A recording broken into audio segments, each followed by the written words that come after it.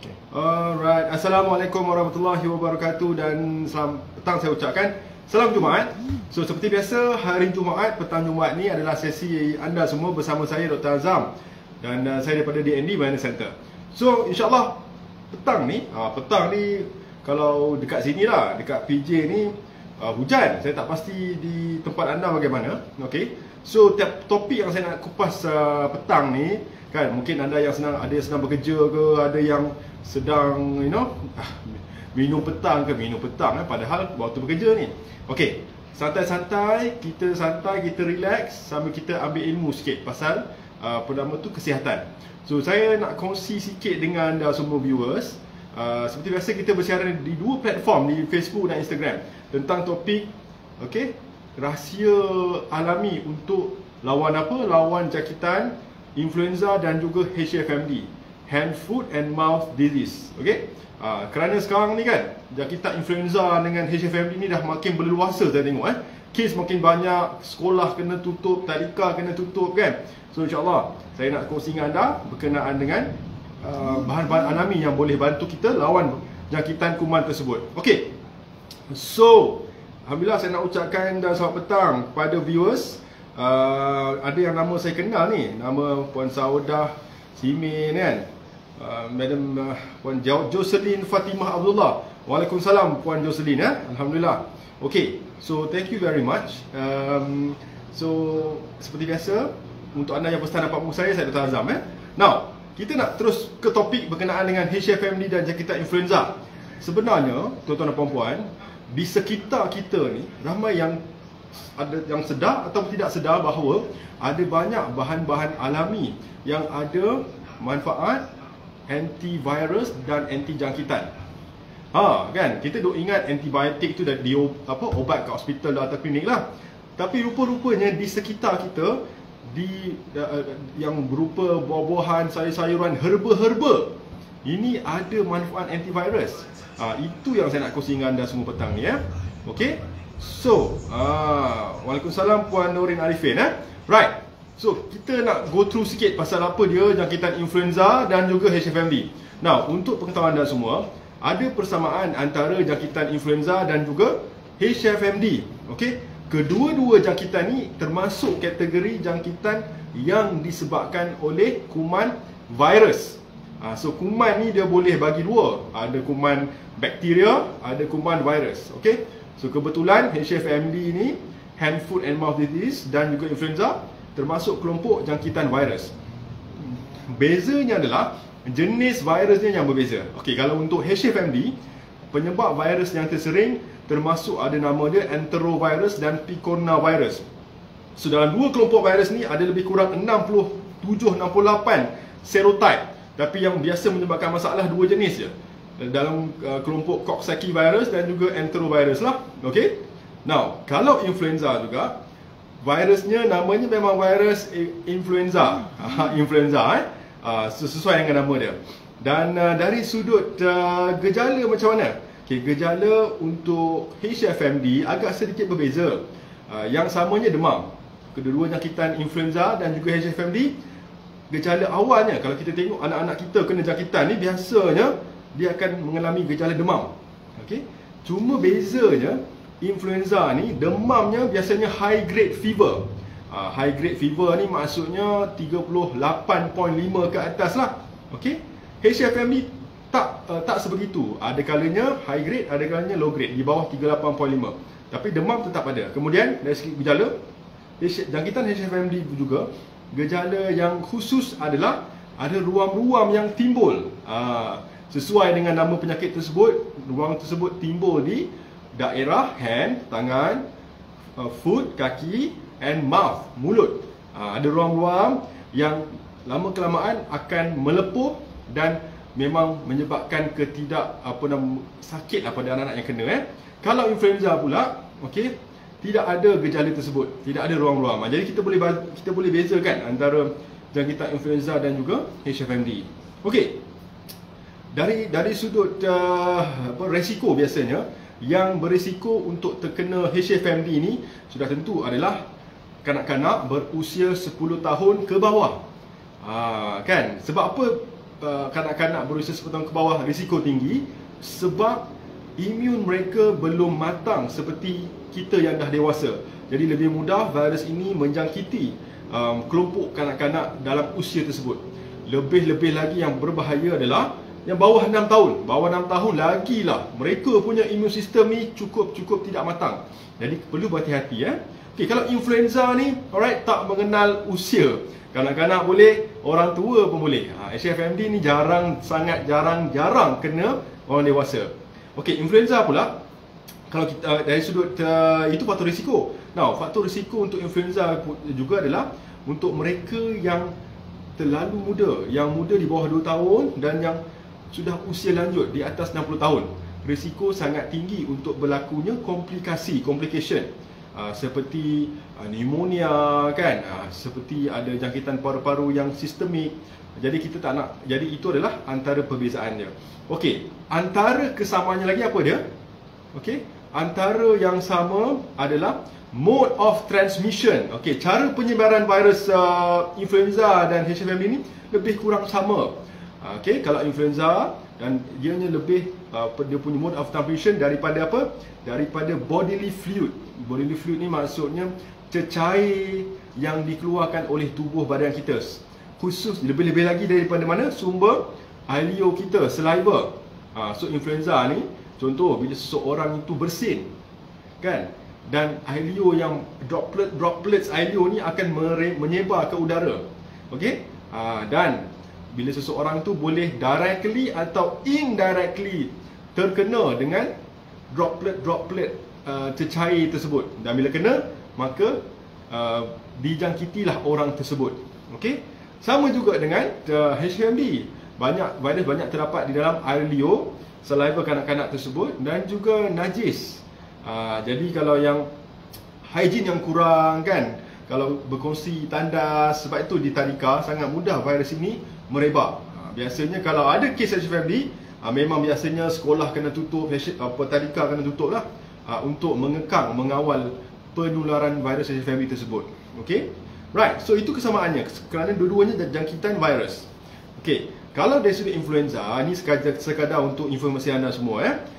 Dia ada biasanya kategori ni bagi menjadi 4 jenis. Influenza A ni ada 2, A dan juga A H1N1, B dan C. 4 jenis lah. Okey, yang berbahaya, yang sering mendatangkan malapetaka, sering menyebabkan masalah pada kita, pada orang yang dijangkiti adalah jenis influenza A dan H1N1. Sebab influenza A pernah menjadi epidemik dan sangat-sangat teruk epidemik yang tersebut. Okey, dan yang menariknya adalah influenza A ni boleh menjangkiti manusia dan juga haiwan. Haiwan sebagai vektor dia. So dua-dua boleh. Okey, jadi kalau seseorang tu kena influenza A ni memang gejalanya agak teruk lah. Influenza B, okey, hanya manusia saja boleh dijangkiti dan sangat dia sering berlaku dan kurang teruk, tidak seteruk influenza A. Sebab tu kita boleh check kan, kita boleh check nasal swab kepada A atau B. Kalau A biasanya teruk sikit, B mild, lebih mudah untuk dikawal. C lebih lagi sangat jarang berlaku ya. Okey, now itu secara umum lah. Okey, antara perbezaan lain adalah kalau untuk virus ini anda perlu tahu termasuk kategori penyakit yang self-limiting disease, penyakit yang boleh sembuh dengan sendirinya disebabkan oleh imun badan kita. Sebab itu kalau HFMD, fasa inkubasinya adalah 3 hingga 5 hari. Okey, tetapi penyakit biasanya akan mula sembuh dari hari ke-7 hingga ke-10. Bila ruam-ruam di mulut, di tangan dan kaki sudah mulai reda dan kering pada kanak-kanak tersebut. Okey, kalau influenza pula yang menariknya, ada obat antiviral namanya Tamiflu. Tamiflu ni adalah obat yang biasa diberilah untuk antiviral. Yang menariknya Tamiflu ni kalau anda kaji, antara bahan asas dalam Tamiflu ni adalah star. Apa nama bunga cengkeh. Bukan bunga cengkeh. Bunga lawang, star. Star Orion apa nama dia? Bunga lawang dalam ekstrak bunga lawang dalam Tamiflu. Anda bayangkan so kekuatan alam ni apa nama tu, big pharma dah ambil dah, dia cuma tak open saja. Anda kena buat kajian. So bunga lawang sangat-sangat kuat antivirusnya. Okey, antiviral. Okey, itu kita dah cerita secara umum lah. Okey. Okey, saya sebenarnya nak open, saya nak buka apa nama tu, ruang komen untuk anda bertanya. InsyaAllah saya cuba kita buat sedikit sesi Q&A. Semoga anda dapat sedikit jawapan. Alright. So silakan ajukan soalan di ruang komen, saya cuba jawab satu persatu insyaAllah ya. Okay, right. Now, saya tambah sikit lagi. Selamat petang Puan Nahilah. Alright. Selamat petang, Assalamualaikum. Cik Bushro Abu Bakar. Okay, Puan Liza, terima kasih. Madam Jocelyn Fatimah Allah, terima kasih kerana sudi. Puan Sharifah Omar, Assalamualaikum. Waalaikumsalam. Puan Nurin Arifin, terima kasih banyak. Puan Nurin Arifin ni, Masya Allah, dia siap buat nota lagi dekat komen tu. Bagus sangat Puan Nurin kan? Alhamdulillah, terima kasih banyak Puan Nurin. Okay. Puan Said Zainal. Waalaikumsalam Puan Zainal. So itu apa kita punya viewers di Facebook. Saya minta maaf kalau tak dapat komen, tak dapat sebut satu persatu nama anda semua. Okey, kita teruskan lagi. Okey, tentang bahan alami yang ada manfaat antiviral. Nombor satu saya nak kongsi dengan anda semua adalah kalau anda sakit yang disebabkan kemungkinan jangkitan virus, jangan pernah tinggalkan ambil garlic, bawang putih. Bawang putih ni memang kalau sudah sedia maklum banyak digunakan di perubatan Ayurvedic, perubatan purba Ayurveda dan juga TCM, Traditional Chinese Medicine. Okey, dan ada banyak kajian yang menunjukkan ekstrak daripada bawang putih atau garlic ni mampu untuk mengekang, melawan jangkitan influenza A, influenza B, rhinovirus, pneumonia, bahkan ada membantu mengawal jangkitan HIV juga. Ada dua kompaun yang penting dalam bawang putih, nama dia allicin dan juga quercetin. Allicin dan quercetin inilah antara phytonutrients yang memberi kekuatan, manfaat kesihatan yang pada bawang putih. Okey, dan kedua-dua ni termasuk dalam kompaun organosulfur. Organosulfur ni memang manfaatnya apa? Menghalang virus daripada bereplikasi, menghalang virus berkembang biak dalam tubuh badan host. Okey, dan menghalang virus daripada melekat kepada sel. So biasanya virus dah masuk dalam badan, dia akan melekat kepada host sel. Bawang putih menghalang virus melekat dalam sel badan kita. Okey, sangat bagus, sangat kuat antivirals daripada bawang putih. Cara pengambilannya very simple. Okey, kalau kita ikut old school, orang dulu mudah saja, dia ambil satu atau dua ulas kecil. Ada yang boleh makan direct je, kunyah.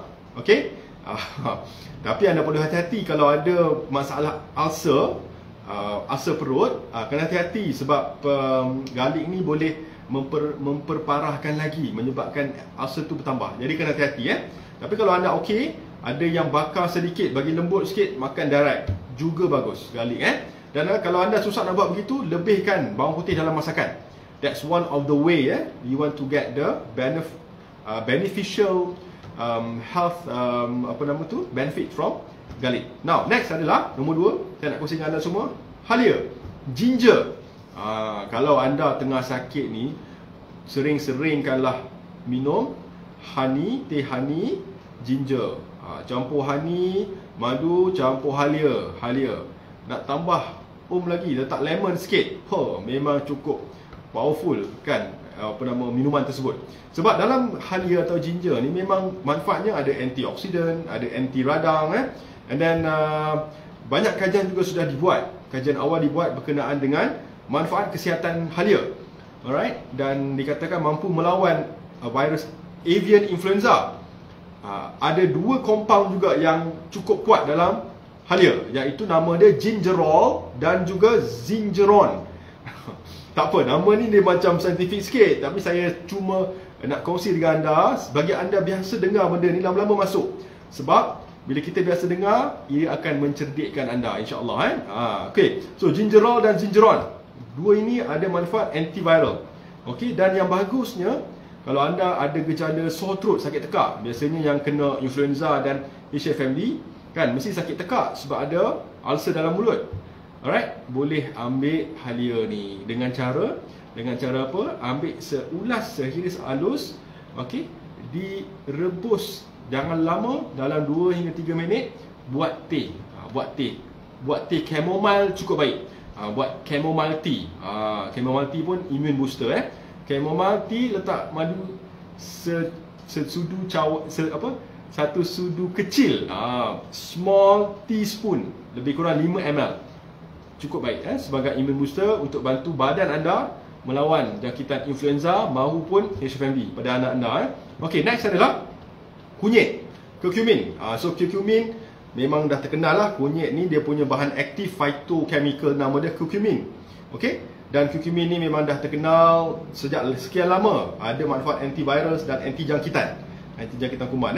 So cara dia sebenarnya anda boleh pakai serbuk kunyit ni, cari yang organik.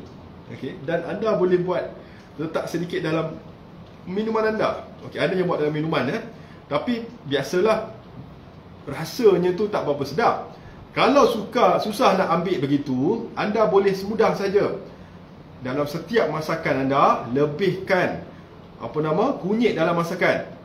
Antara favourite saya buatlah cendawan goreng kunyit. Yes, boleh sahaja. So another practical way untuk anda dapat manfaat, lebihkan semua herba-herba, bahan-bahan yang baik ini dalam masakan anda. Okey?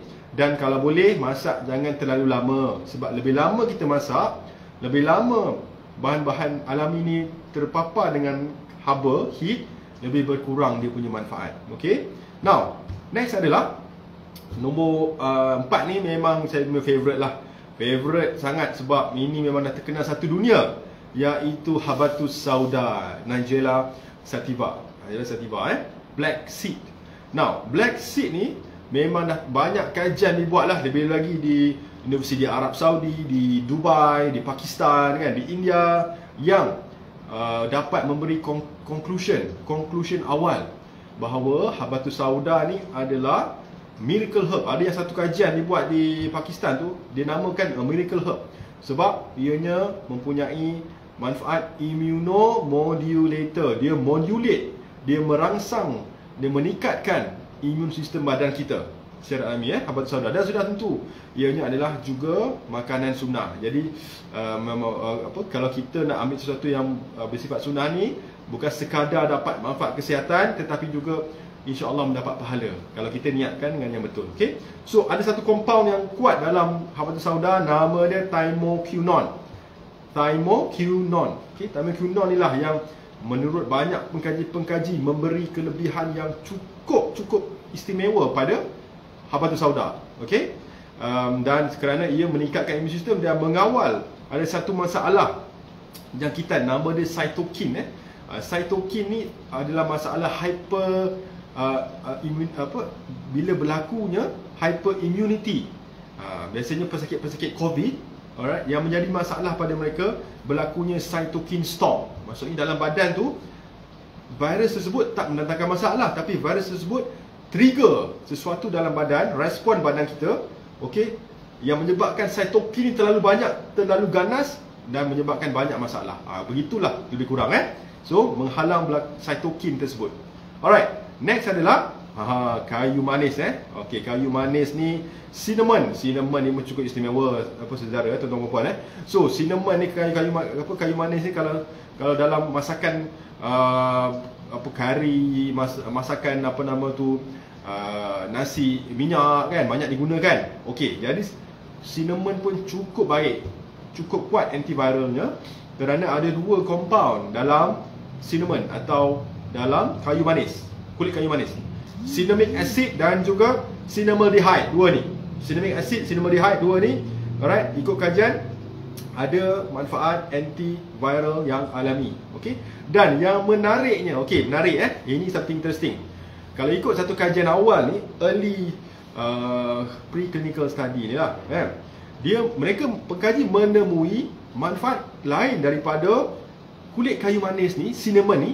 Dia boleh bantu untuk pesakit-pesakit denggi dan juga jangkitan chikungunya.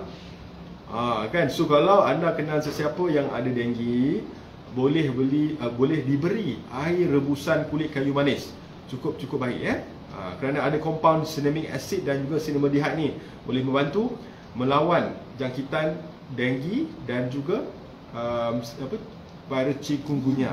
Alright. Caranya macam mana? Alright, anda boleh rebus jangan lebih pada 5 minit dan minum air rebusan tersebut. Rebus secara tidak menggunakan haba yang tidak terlalu tinggi, suhu yang slow atau sederhana selama 5 minit dan anda boleh ambil ekstrak rebusan air tersebut, cukup baik. Alright, so saya nak baca komen sikit ni. Kalau ada silakan. Alright, kalau yang mula-mula bertanya, saya cuba tengoklah mana yang saya boleh jawab. Sebab kadang-kadang anda nak bertanya tapi tak ada kesempatan So ini kesempatan anda nak bertanya, InsyaAllah saya jawab dalam waktu 5-10 minit Alright. Okay, terima kasih banyak Mr. Encik Bushra Abu Bakar Waalaikumsalam. Okey, terima kasih banyak saya harap ilmu yang disampaikan bermanfaat. Okey, Madam Jocelyn Fatimah tu memang dinasihatkan guna face mask sampai sekarang. Ya, betul Okey, puan apa lagi ni? Okey, wow, puan Jocelyn Fatimah Abdullah ni baguslah dia siap tulis sambil poin-poin tu. Bagus sangat puan Jocelyn Fatimah ni. Okey, halia kunyit Waalaikumsalam Encik Kakak Ismail. Alright, bawang putih halia kunyit. Okey, terima kasih banyak semua cukup sudi yang sudi untuk hadir. Okey, sedikit lagi perkongsian sementara kita tunggu Alamak. Alright, kalau yang ada di TikTok ni saya tak berapa kejap saya tengok saya boleh baca ke tak Okey, saya tak pasti boleh baca ke tidak lah. So tak apa. Okey, ada soalan saya di TikTok di TikTok daripada Princess Frog. Katak pun boleh tanya betul ke Frog nama dia tu?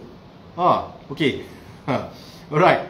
Soalan daripada Princess Frog adalah kalau ada gastric, GERD, anxiety, apa suplemen yang boleh diambil? Alright. Okey, thank you very much Alright. So suplemen yang terbaik yang perlu anda ketahui untuk kita rawat masalah GERD, anxiety ni, anda kena ingat GERD, anxiety ni, masalah anxiety ni dia ada kaitan dengan kesihatan otak kita. Kesihatan otak ada kaitan dengan kesihatan perut melalui satu hubungan, nama dia gut brain axis. Gut tu perut dan usus, brain otak kita, axis hubungan. Link dia. So kerana di mana hubungan tersebut? Dalam sistem perut kita, khususnya di usus, adalah satu organ yang menghasilkan 70 hingga 80% hormon serotonin. Hormon serotonin ni adalah hormon happy hormon. Hormon yang buat kita gembira, rasa bersemangat, rasa bertenaga, sentiasa tersenyum, good mood. Hormon good mood lah. So 80% hormon good mood dihasilkan di usus kita. So apa yang berlaku jika ada masalah di perut, hormon tersebut akan terganggu. Jadi bila hormon yang buat kita gembira terganggu, sudah tentu kita akan down, kita akan cepat anxiety. Jadi cara nak pulihkan masalah anxiety ni, kita kena pulihkan perut dulu. Fokus kepada pemulihan perut. Caranya number one, very simple. Saya dah ulang banyak kali dah. Nombor satu, alright, anda kena jaga diet, pemakanan. Alright, sekurang-kurangnya 3 bulan dulu. Ada istilah namanya elimination diet. Sebelum anda nak ambil atau tambah apa-apa suplemen pun, anda kena mula step 1 dulu. Step 1 dulu, anda kena eliminate. Anda kena tinggalkan dulu makanan-makanan yang bersifat racun. Apakah dia makanan bersifat racun? Number 1, gula. Gula ni maksudnya gula kasar, gula halus, gula Melaka Apa saja gula. Gula yang nyata dan tersembunyi pun dalam proses food, dalam benda yang di package, yang dalam makanan-makanan segera, kena tinggalkan. Sebab ini semuanya racun putih. Number 1. Dan merosakkan merosakkan lapisan dalam usus dan perut, kerana ianya menyebabkan keradangan, inflammation. Number 2, anda kena tinggalkan, kena pantang gandum, makanan yang bersumber daripada gandum, kerana gandum ada gluten. Isu gluten ni ramai tak sedar. Gluten ni menyebabkan apa? Menyebabkan kerosakan pada sistem perut dan usus kita. Dia sebabkan keradangan, Masalahnya saya faham, hampir semua makanan yang ada di sekitar kita ni memang mesti ada gandum, Payah, sukar nak jumpa makanan tak ada gandum. Biskut lah, kuih-muih lah, Karipak, popia, semua benda tu kan. Jadi nak tak nak, kalau anda nak pulih daripada GERD anxiety, cuba pantang dulu 3 bulan saja, 3 months. Lepas tu bila anda dapat, anda dah semakin baik, mungkin anda boleh reintroduce balik, makan sikit-sikit balik benda yang dah dipantang tersebut. Tapi 3 bulan kalau boleh kena disiplin dan istiqomah. Okey, konsisten. Nombor 2. Nombor 3, tinggalkan susu haiwan. Okey, sebab susu haiwan ada laktos. Now, banyak pesakit-pesakit GERD anxiety ni kalau kita kaji betul-betul, rupanya mereka ada lactose intolerance. Usus mereka tak dapat nak menghadam, mencerna dan menyerap laktos yang terdapat dalam susu.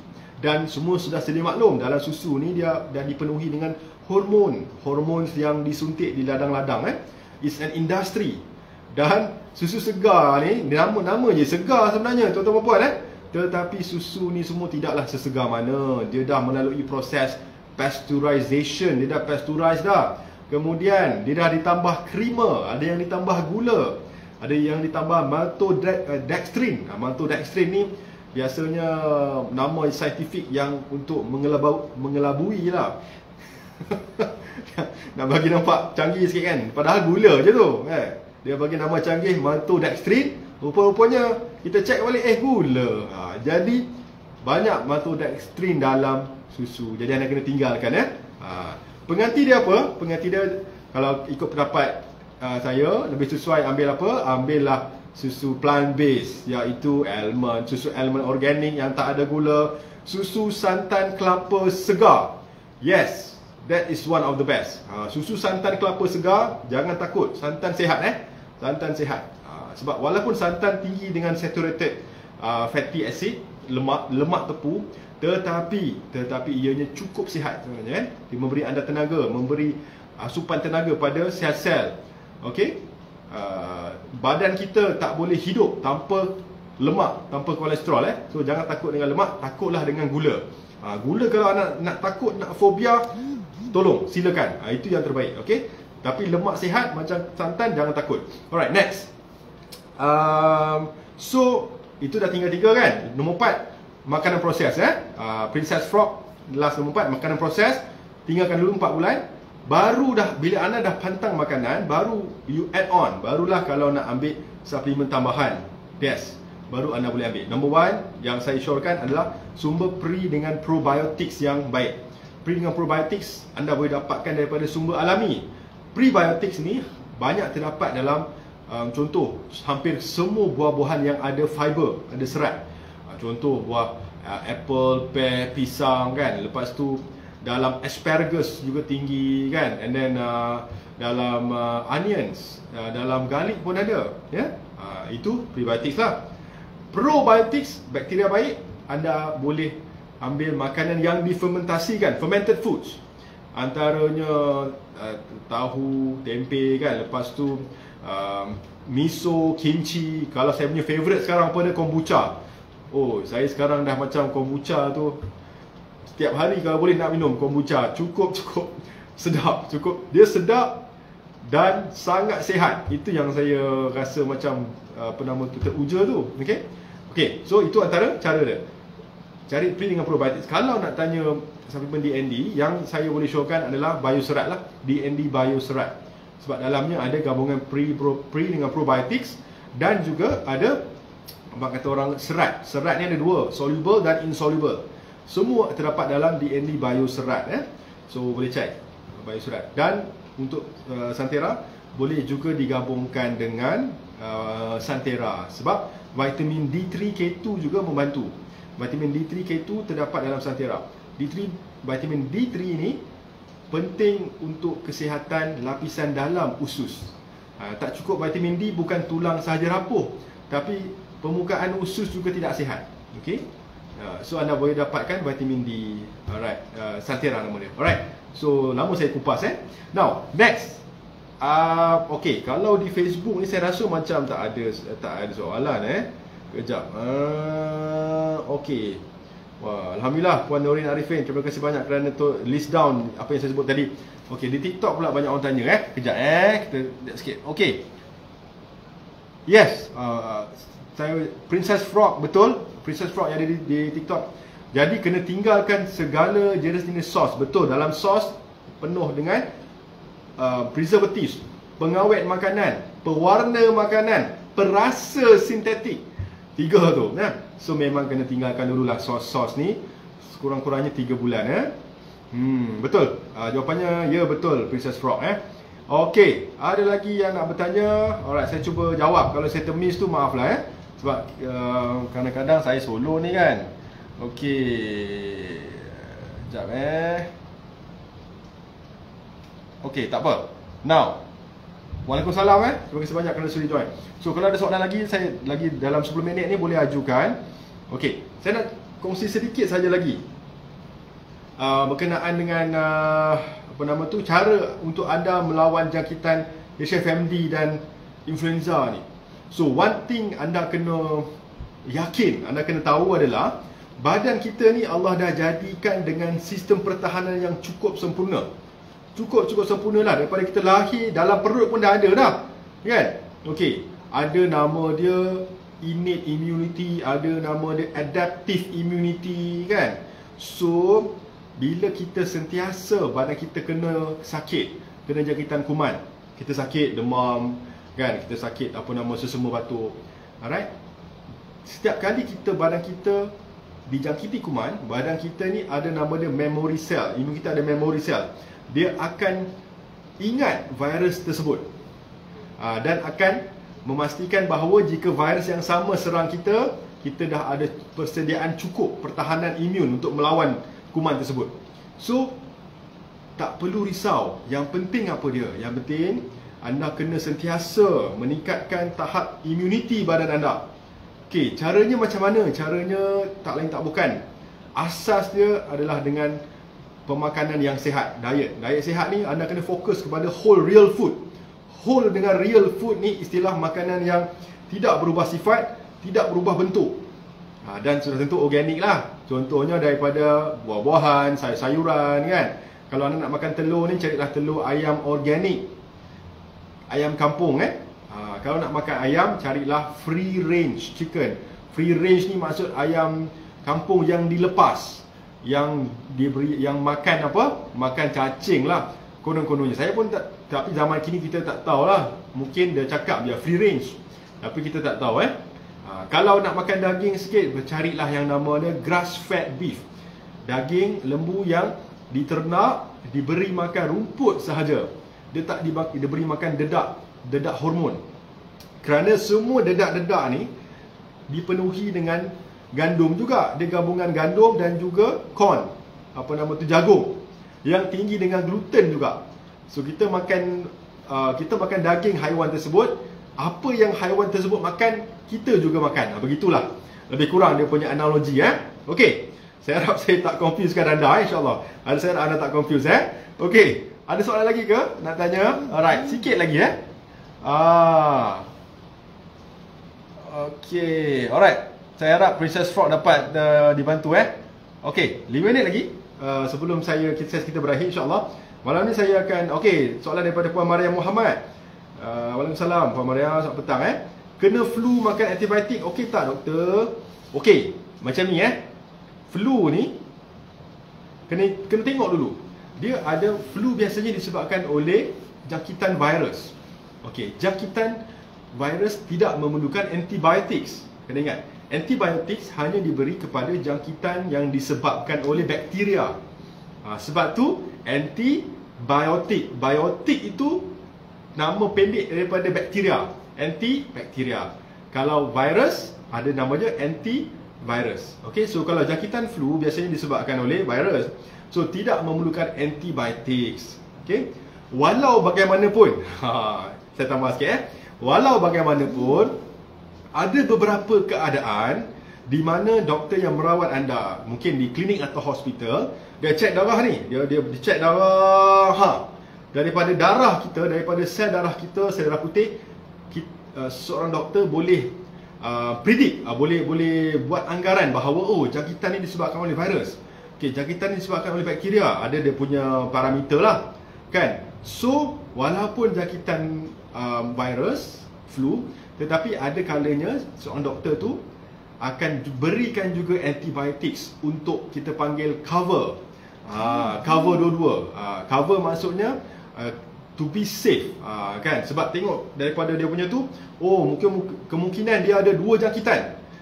Test memang flu virus, tapi dia rupanya ada secondary infection juga, bakteria juga mungkin ada dalam yang menyebabkan jangkitan. Jadi antibiotics diberi sebagai cover. Okey?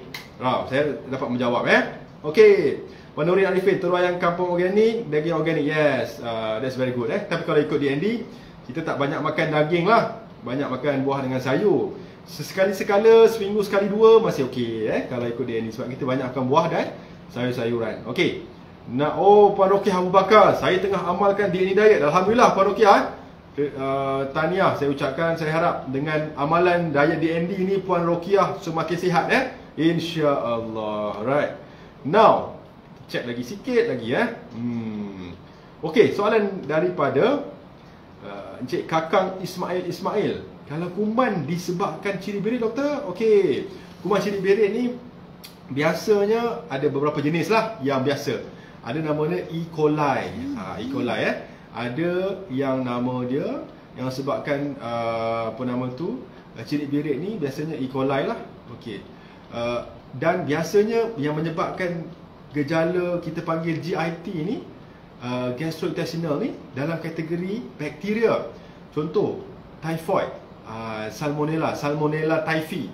Nama dia Salmonella typhi, menyebabkan demam typhoid. Demam typhoid ni gejala umum ni memang ciri berit. Ada juga nama dia, kalau dari sudut kuman virus, rotavirus. Rotavirus ni memang biasa kanak-kanak kena lah. Tapi kalau kena tuan-tuan puan, memang dia tidur dalam jamban. Maaf cakap memang dia punya membuang tu ciri beritnya cukup teruk, kan? Sampai dia memang tak boleh kawal, kena tidur dalam tandas kalau kena rotavirus So boleh jadi virus atau bakteria. Cara nak tentukan daripada satu, cek darah. Okey, doktor akan cek di hospital klinik, dan juga daripada sampel. Okey, biasa doktor akan ambil sampel najis, hantar ke lab, culture, dan di situ boleh tahu jenis apa bakteria atau virus yang terdapat Okey. So, tapi pokoknya apa? Walau sama ada virus atau bakteria, makanan yang saya sebut tadi tu kan, garlic, bawang putih, halia, ginger, kunyit, curcumin tadi, habatus sauda, kulit kayu manis, semua tu boleh diamalkan. Dia bukan sekadar antivirus, juga anti jangkitan bakteria. So, begitu hebatnya bahan-bahan alami yang terdapat di alam kita kan. Allah jadikan cukup istimewa yang ada di sekitar kita ni, okey, untuk membantu kita menjadi sihat, melawan jangkitan Alright. Next adalah dari N Syamsuddin. Puan N, Assalamualaikum Puan N. Soalannya adalah, air kelapa muda dengan suplemen kena jarakkan tak? Alright.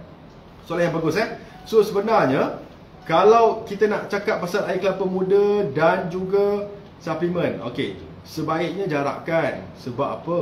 Sebab kita khawatir dia belum ada lagi lah kajian yang terperinci berkenaan ni kena jarakkan. Tetapi alright, vitamin, mineral dan taraf pH yang terdapat dalam air kelapa ni, kita khawatir dapat mengurangkan bioavailability, efek daripada suplemen tersebut.